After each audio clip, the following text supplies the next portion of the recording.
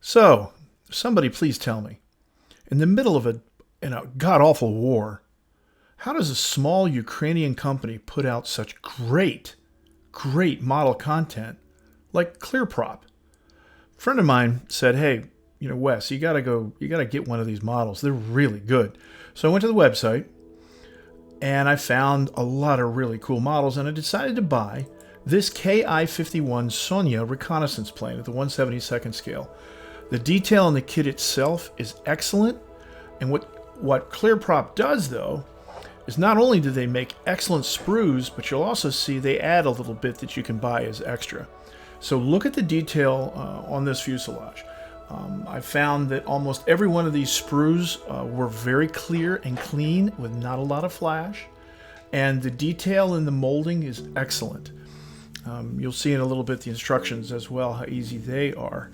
The price was very reasonable for the model, but what they do is for these advanced kits, and this kit has 190 plastic parts and I think 70 plus, maybe 70, 74 PE parts, brass parts and things like that. So as you can see though, the detailing is excellent. Look at the cockpit molding here, cockpit floor, cockpit sides. It's at this scale, it's awesome. Another fuselage halves, I'm not sure why, maybe they're very different variants in the kit. I got to look at the instructions to see. However, what ClearProp does though is they offer for each one of their models a plethora, that's a whole bunch of PE parts. As you see here, those were I think those were the seat belts, and some more bomb parts. I think I may have bought this by accident, I'm not sure, but you can see even the PE parts here. There's a vacuum form canopy, and I don't know if I bought them all of the KI-51 parts. I may have, just to see what they were like.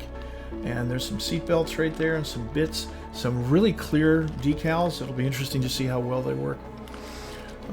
There's the masking, which is always the bane of my existence when I build models.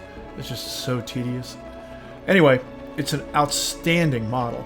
And then, on top of that, when I opened up the instructions, I was incredibly surprised. Just remember, in the middle of a war, getting bombed and rocketed and everything else, these guys are putting out quality content. And you can take a look here and you can see how good and clear the manual is. It's really quite good.